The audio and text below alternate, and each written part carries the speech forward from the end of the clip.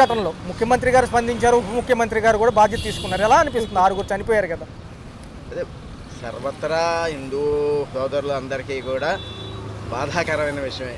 అయితే ఏంటంటే తిరుపతి టీటీడీ వాళ్ళు కానీ, పాలక మండలి కానీ, లేకపోతే పోలీసు వారు కానీ, లేకపోతే ఇంకా ప్రజలు కానీ చేయవలసింది ప్రికాషనరీగా ఇంత జనాలు ఎక్కువ మంది వస్తారు అనేటువంటి, ఎందుకంటే వైకుంఠ ముక్కోటి ఏకాదశి దర్శనం కదా, దానికి ఎక్కువ మంది వస్తారు అనేటువంటి సర్వత్రా ఉంది. సార్ ఎందుకని ఆ రోజుకు విశిష్టత అంటారు? ఎందుకు ఆ రోజు దర్శించుకుంటే ఏంటి స్పెషల్? కోటి దేవతలు ముక్కోటి ఏకాదశి ఆ రోజు నుంచి ఉత్తరాయణ పుణ్యకాలం వస్తుంది కాబట్టి ఆ రోజున ధరించిన వాళ్ళకి సద్గతులు చెందుతాయి అనేటువంటిది పురాణంలో ఉన్నటువంటి పురాణాలు చెప్పేటువంటి విషయం. అయితే ఈ విషయంలో మాత్రం ఆ పాలక మండలి గారు ఎవరైనా ఫేజ్డ్ మేనర్గా ఒక తిరుపతిలో కొంతమందిని, పై తిరుపతిలో కొంతమందిని, షౌల్ట్రీలో అలా జనాన్ని స్కాటర్ చేసినట్టయితే ఇంత తొక్కిసలాట ఉండేది కాదేమో అన్నట్టు నా అభిప్రాయం. సార్ ఈవో గారిని రాజీనామా చేయమంటున్నారు, ఎంతవరకు సమంజసం అంటారు? దీనికి మరి అంత క్రితం ఎన్నో సంఘటనలు జరిగినటువంటి, స్కాములు జరిగినటువంటి ఉన్నాయి. డబ్బులు కొర్లగొట్టినటువంటి దేవుడి సొమ్ము కొర్లగొట్టినటువంటి ఉన్నాయి. అటువంటిప్పుడు మరి అప్పుడు ఎవరో అనలేదు ఈవో గారిని కానీ, ఇది ఆయన ఎవరో చైర్మన్ని కానీ మరి ట్రాన్స్ఫర్ చేయమని తప్పించమని. అంటే వీళ్ళిద్దరికీ కొంచెం సమన్వయ లోపం ఉందంటున్నారు సార్. ఎందుకంటే చంద్రబాబు నాయుడు గారి సమక్షంలోనే ఈయన అడిగినప్పుడు ఏమన్నారంటే మీకు చెప్పానండి నేను అంటున్నారు, ఏం చెప్పలేదని ఆయన అంటున్నారు పాపం. అటువంటి దానికి మరి మిస్అండర్స్టాండింగ్సా లేకపోతే అది దాన్ని మనం దాటవేసే దానిలో మనం సార్ చూసుకుంటే పవన్ కళ్యాణ్ గారు ఏమన్నారంటే బాధ్యత మాదేనండి, ఏ ప్రభుత్వాలు పాత ప్రభుత్వాల మీద మీరు నచ్చదలుచుకోలేదండి. ఆయన కూడా ఏం చేశారంటే తప్పు ఆ రాష్ట్ర ప్రజలందరికీ ఆయన అపాలజీ తప్పు జరిగింది, తప్పు అని ఆయన ముందు ఒప్పుకున్నారు. ఒప్పుకున్న తర్వాత మళ్ళీ ఏం చేశారంటే పాలక మండలి వారు కూడా దీనికి బాధ్యత వహించి వాళ్ళు కూడా క్షమాపణ చెప్పాల్సినటువంటి పరిస్థితి ఉన్నది అని అంటే అప్పుడు ఆయన సమర్పణ నిన్ననో ఎప్పుడో చెప్పినట్టు ఉన్నట్టున్నారు ఆయన కూడా. అదే అనమాట. 20 లక్షలు ఇస్తామన్నారు సార్, నిన్న 25 లక్షలు చేశారు నష్టపరిహారం మనిషికి. మరి చూసుకుంటేనేమో వీళ్ళేమో ఒక 50 లక్షలన్నా గిట్టుబాటు అయిద్దా అని అడుగుతున్నారు సార్. ఎలా అనిపిస్తుంది? ఫైనాన్స్ మ్యాటర్గా నాకు అంత అంటే 50 లక్షల నష్టపరిహారం సరిపోతుంది, 25, 20 అంటే సరిపోదని పాలక పక్షాలని అడుగుతున్నారు ప్రతిపక్షాలు. జనరల్గా ప్రతిపక్షాలు అడుగుతూ ఉంటారండి. ఇప్పుడు ఆర్థిక పరిస్థితి అనేది గవర్నమెంట్ చూసుకోవాలి, పాలక మండలి వాళ్ళు చూసుకోవాలి. ఇదో పైనుండి కావిడ మోసేవాడికి తెలుస్తుంది బరువేదోను. అసలే రాష్ట్రం అప్పులో బాధల్లో ఉన్నప్పుడు ఇంకా 25 లక్షలు అంటే, ఇంకా 50 లక్షలు అంటే మరి తలకమించిన భారంగా అనిపిస్తుంది. అది 25 లక్షలు ఏదో ఉద్యోగాలు ఇప్పించాలని ఏదో అంటున్నారు. అవుట్ సోర్సింగ్ ఉద్యోగాలు మాత్రం ఎంత మటుకు ఉంటారు అవి? ఉప ముఖ్యమంత్రి గారు కూటమిలో భాగంగా 15 ఏళ్ళు ఉందామనుకున్నాను, అధికారులు సపోర్ట్ చేయట్లేదు, ఇలా అయితే కొంచెం కష్టమండి అంటున్నారు. ఏదన్నా వేరే ఉద్దేశం ఉందంటారా పాపం ఆయనకి? ఆ విషయంలో నాకు అంత అవగాహన లేదు. Right sir. ఏదో అక్కడ మిస్ అయిపోతున్నట్టు బిహేవ్ చేస్తున్నారు. ఎందుకంటే ఘటన గురించి అయితే నాకు ఐడియా లేదు. జనం తెలుసుకోవాల్సింది ఏంటంటే అంతంత రష్గా ఉన్నప్పుడు వెళ్ళకూడదు. తర్వాత సినిమా తొక్కిసలాట అంటే 10 పిల్లల్ని తీసుకొని ఫస్ట్ డే ఎవడు పోకూడదు, తెలివి ఉన్నవాడు ఎవరు పోరు. సో అధికారులు కూడా ఎక్కడికక్కడ సమన్వయం లోపంతో సరిగ్గా చేయట్లేదు అంటున్నారు సార్. ఎందుకంటారు? అధికారులు సమన్వయ లోపం ఎప్పుడూ ఉండదు. ఉన్నట్టుంటే ఒక 100 మంది మీద పడ్డారనుకోండి, స్పాట్లో ఉన్న అధికారులు ఏం చేయగలుగుతారు? అసలు ఎక్స్పెక్ట్ చేయరుగా ఎవరు ఇలా జరుగుతుందని. సో అది ప్రజలు కూడా తెలుసుకొని అందరూ ఇదిగా ఉండాలి. వాళ్ళు కూడా ఉప ముఖ్యమంత్రి గారు ఘటనలకి బాధ్యత తీసుకుంటున్నారు సార్, మిగతా వాళ్ళు తీసుకోవట్లేదు, మరి సస్పెండ్ చేస్తారా? అది అతని నైజం మెంటాలిటీ. మిగతా వాళ్ళు తీసుకోరు. ఇంకో పార్టీ వాళ్ళు ఉన్నారంటే కొంతమంది పట్టించుకోరు. ఉప ముఖ్యమంత్రి చంద్రబాబు నాయుడు అంటే వాళ్ళు పట్టించుకుంటారు. పట్టించుకునేవాడికే ఎప్పుడైనా సమస్యలు. పళ్ళున్న చెట్టుకే రాళ్ళు వేసి కొట్టేది. ఇక్కడ ఏంటంటే సార్ చెట్టుకి ఎవడు రాళ్ళు వేసుకొట్టాడు. పెద్ద పోస్టులో ఉన్న వాళ్ళు పట్టించుకుంటున్నారు, అసలు కింద ఉన్న వాళ్ళు పట్టించుకోవట్లేదు సార్. ఎందుకంటారు? పెద్ద పోస్టులో ఉన్నవాడికి అడ్మినిస్ట్రేషన్ కెపాసిటీ ఇది ఉండాలి, తెలివితేటలు. కింద వాళ్ళని తన గుప్పెట్లో పెట్టుకొని తను చెప్పినట్టు చేసుకునేటట్టుగా చేసుకోవాలి. ఆ కెపాసిటీ లేనివాడు అడ్మినిస్ట్రేషన్ చీఫ్ అనవసరం. సో పవన్ కళ్యాణ్ గారు కూటమిలో 15 ఏళ్ళు ఉందాం అనుకుంటున్నారు అంటున్నారు సార్. వీళ్ళు ప్రభుత్వం తరపు నుంచి అధికారులు సమీకరణ లేదు, రెండో చూసుకుంటేనేమో వాళ్ళు సపోర్ట్ చేయట్లేదు, అందుకే నాకు బాధగా ఉందంటున్నారు. ఇప్పుడు ఒకటండి, ఒక ముఖ్యమంత్రి ఉన్నాడు. ముఖ్యమంత్రి అంటే ఇవాళ ఈయనని కాదు, అంతకుముందు ఉన్నాయని కాదు, వాడు మంచివాడే అవ్వచ్చు. కింద 175 మంది ఎమ్మెల్యేలు ఉంటారు. అందరూ మంచిగా ఉండాలని రూల్ ఏముంటుంది? అందరి మెంటాలిటీ ఒక మెంటాలిటీగా ఉండదుగా. ఎవడి మెంటాలిటీ వాడిది.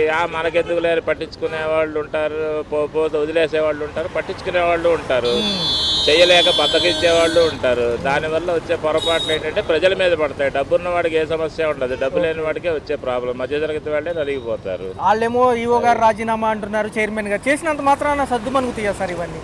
ఇప్పుడు ఇమ్మీడియట్ యాక్షన్ తీసుకునేటప్పుడు చెయ్యాలి. ఆ విధమైన యాక్షన్ తీసుకోకపోతే అందరూ దెప్పి పొడుస్తారు, తీసుకుంటారు. తర్వాత అసలు దాని మూలకారకులు ఎవరో వాళ్ళని వెతికి పట్టుకుంటారు. ఆ కార్యక్రమంలో ఉన్నారు కదా, వాళ్ళకి తెలుసు దొంగలు ఎవరో దొరలు ఎవరో. వచ్చేది పెద్ద సీజన్ సార్, ఎలా ఉంటే బాగుంటుంది? జనం ఇప్పుడు ఈవెంట్లు కానివ్వండి, దర్శనాలు జనం పట్టించుకోవాలండి. ఫస్ట్ వాళ్ళ సేఫ్టీ వాళ్ళు కూడా చూసుకోవాలి.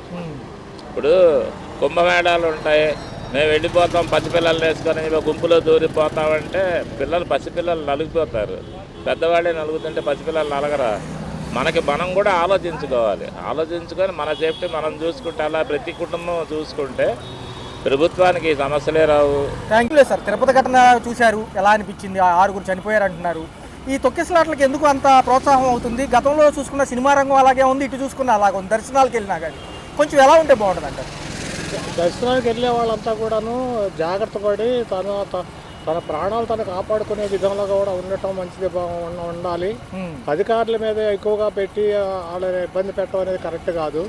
మన జాగ్రత్తలో మనం ఉంటే కూడా మన శ్రేయస్కరం మనం చూసుకున్న తర్వాతే కదా మనం చూసుకునేది. మన జీవితాన్ని మనం చూసుకోవాలి. కాబట్టి సార్ మొదటిగా చూసుకుంటే పవన్ కళ్యాణ్ గారు తప్పు ఒప్పుకున్నారు, పాపం ఆయన చేస్తామంటున్నారు.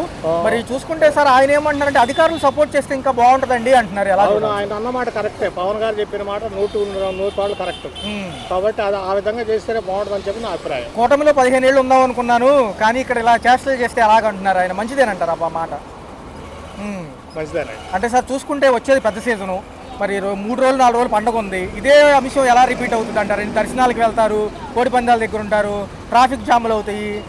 ఎక్కువ అధికారులు పెట్టి పోలీసు దళాన్ని ఎక్కువగా పెట్టి మనుషులు కాపాడే విధంగా జాగ్రత్తలు పడాలని చెప్పి అభిప్రాయపడుతున్నాం. ఈవో గారిని రాజీనామా చేయాలా అంటున్నారు. రాజీనామా చేయాలంటారు, అవసరం లేదా టీటీడీ ఈవో గారు? చేయక్కర్లేదు. ఎందుకంటే బిఆర్ నాయుడు గారికి ఆయన పట్టలేదు అంటున్నారు కదా, చైర్మన్ గారికి. చేయక్కర్లేదు, జాగ్రత్తలు తీసుకుంటే సరిపోతుంది. సార్ 50 లక్షలు అడిగారు కానీ 25 లక్షలు అంటున్నారు సార్ పరిహారం, 6గురికి ఒక్కొక్కరు చొప్పున. ఇప్పుడు ఎవరి కాళ్ళే కావాలని చేసింది కాదు కాబట్టి వాళ్ళ అధికారులు కూడా ఎంతవరకు చూడగలిగితే మనం కూడా ఆలోచించాలి. కాబట్టి వాళ్ళకి అనుకూలంగా మనకు అనుకూలంగా వాళ్ళు ఉంటే బాగుంటుంది. టీటీడీ అధికారులు కూడా బాధితులను పరామర్శిస్తే బాగుండేదని చంద్రబాబు గారు కానివ్వండి సహకరించాలి. అందులో వాళ్ళు కూడా ప్రజలతో సహకరిస్తేనే బాగుంటుంది. సరే సార్, ఒక విషయం ఏంటంటే, ఒక్క విషయం సార్, గతంలో లడ్డు కోసం పోరాడారు కదా, ఇప్పుడు జనం కోసం కూడా పోరాడతారా ఈ అంశంలో అని అడుగుతున్నారు జనాలు, విశ్లేషకులు పవన్ కళ్యాణ్ గారిని. ఇప్పుడు జరిగేదాన్ని మనం గమనించలేం కాబట్టి ఫ్లడ్స్ వచ్చినప్పుడు కూడా, తిరుపతి విషయం మ్యాటర్ వచ్చినప్పుడు కూడా సడన్గా వచ్చేట్టు మనం గమనించలేదు. కాబట్టి మన జాగ్రత్త మనం తీసుకుంటే బాగుంటుందని చెప్పి అభిప్రాయం పడుతున్నాం. ఓకే, ఈ ఘటన ఎంత తీవ్రతరం దాల్చింది? తిరుపతి ఘటన ఎలా అనిపించింది? 6 చనిపోయారు, 50 మంది పైగానే గాయపడ్డారు, ఎలా అనిపిస్తుంది? ఇప్పుడు వీళ్ళు కంగారు పడి వెళ్ళడం వల్లే జరిగింది ఇదంతా. ఇప్పుడు తిరుపతిలో దేవుడు ఉన్నాడు, చిన్న తిరుపతిలో దేవుడు ఉన్నాడు, విజయవాడలో కూడా వెంకటేశ్వర గుడి ఉంది. ఇక్కడికే వెళ్ళొచ్చు, అక్కడికి వెళ్ళాలనే లేదు. వైకుంఠ ఏకాదశి ఇక్కడ చేస్తారు, అక్కడ కూడా చేస్తారు. దేవుడు ఎక్కడైనా ఒకటే. అలా మరి చూస్తేనేమో ఈవో గారు రాజీనామా చేయాలని ప్రతిపక్షాలు అడుగుతున్నాయి, ఓ పక్కేమో రాజకీయ విశ్లేషకులు అంటున్నారు. ఎందుకంటే బిఆర్ నాయుడు గారు అనే చైర్మన్ ముందే, ఎవరైతే చంద్రబాబు గారు ముందే వాళ్ళిద్దరు గొడవాడుకుంటున్నారు. ఎందుకంటే నీకేంటి చెప్పేదని, ఈయన నాకు చెప్పకపోతే ఎవరికి చెప్తావని ఆయన. ఎలా అనిపిస్తుంది? రాజీనామా చేయమని ఎవరు అడిగారు? ఎవరు అడగలేదే, ఎవరు అడగలే. ఎలా ఉంది? పవన్ కళ్యాణ్ గారు తప్పు ఒప్పుకుని మాదే బాధ్యత అంటున్నారు. మరి నష్టపరిహారం ఏమో 50 లక్షలు అడుగుతున్నారు కానీ 20 ఇస్తామంటుంది టీటీడీ. 10 లక్షలు ఇచ్చారు అంటే, 10 లక్షలు ఇచ్చారు కదా అంటే. మరి ఎలా అనిపిస్తుంది? ఆయన ఓకే పరామర్శిస్తే బాగుండేది, వీళ్ళు కూడా వచ్చి టీటీడీ అధికారులు కూడా ఉంటే బాగుండేది. జగన్ వెళ్ళి పరామర్శించమనండి, జగన్ ఒక 10 లక్షలు ఇవ్వమనండి. ఓకే అంటే అన్న ఇక్కడ జరుగుతుంది ఏంటంటే, ఒక్క నిమిషం లైన్ తప్పింది. సంక్రాంతి కూడా వచ్చింది కదా, మరి ఏంటి పథకాల విషయం ఏమంటున్నారు వీళ్ళు? అసలు నాకు తెలియదు. మరి సంక్రాంతికి ఈ కిట్టు అదేంటది, బెల్లం అవన్నీ ఇస్తారుగా, మరి కరెంటు బిల్లులు పెరిగినాయి, నూనె ప్యాకెట్ ఎంత ఉంది? చాలా ఖర్చులు ఎక్కువ అవుతున్నాయి అంటున్నారు, రేట్లు పెరిగినాయి అంటున్నారు. మరి ఇది ఉందా? ఇసుక దొరుకుతుందా ఉచితంగా? ఉమ్. ఇల్లు కట్టించుకుంటున్నాం మా గొప్పలే అక్కడ ఆగిపోయినాయి. అదే అది దానికోసమే అసలు. పునాదులు కట్టి వదిలేశారు. అయ్యో ఎందుకు? ఆయన ఉన్నప్పుడు జగన్ ఉన్నప్పుడు మరి ఎత్తాడా లేదా అడవి గతి లేదు అతి లేదు. మరి 1500 మహిళలకు ఉగాది నుంచి అంటున్నారు, ఏమన్నా ఇస్తారా? మాకెవరు మరి అంటారంట. ఒకవేళ బస్సు కనుక ఉచితంగా ఇచ్చారనుకోండి బాగుంటుందా? మేము ఎక్కం అసలు ఆ బస్సులు ఇంకా. ఎందుకు ఊరికి తెచ్చిపోతాం. మరి ఆయన ప్రభుత్వంలో ఏమైనా వచ్చినాయా? జరగదుగా. ఎవరికాడు మీరు ఎన్ని చెప్పినా ఆ గుంపులు వెళ్ళటం అనేది మామూలే. అంటే సార్ తిరుపతి ఘటనలో 6 చనిపోయారు, ఎంతో మంది గాయపడ్డారు కదా. అయితే అది బాధాకరమైన విషయం అందరికీ. కాకపోతే ఏంటంటే ఎన్ని చెప్పినా ఎన్ని డిపార్ట్మెంట్లు ఉన్నా కూడా దాన్ని కంట్రోల్ చేయలేకపోతున్నారు. అధికారులకు సమన్వయం లేక రాజీనామాలు చేయాలని ప్రతిపక్షాలు అంటున్నాయి. ఈవో గారు కూడా రాజీనామాలు చేయాలంటున్నారు. రాజీనామా చేస్తే సమస్య పరిష్కారం అయిపోతుందా? పోయిన ప్రాణం రాదుగా సార్. రాదుగా. రాదు. ఎలా సార్ మరి? ఎలా సార్? ఎలా దాన్ని ఏం చేయాలంటే ఇట్లాంటివి జరగకుండా ముందు జాగ్రత్త. పవన్ కళ్యాణ్ గారు తప్పు ఒప్పుకున్నారు, నష్టపరిహారం ఇస్తామంటున్నారు. నష్టపరి అంటే జరిగిన సిచ్యువేషన్ ఆయన ఎక్స్ప్లెనేషన్ ఇచ్చాడు.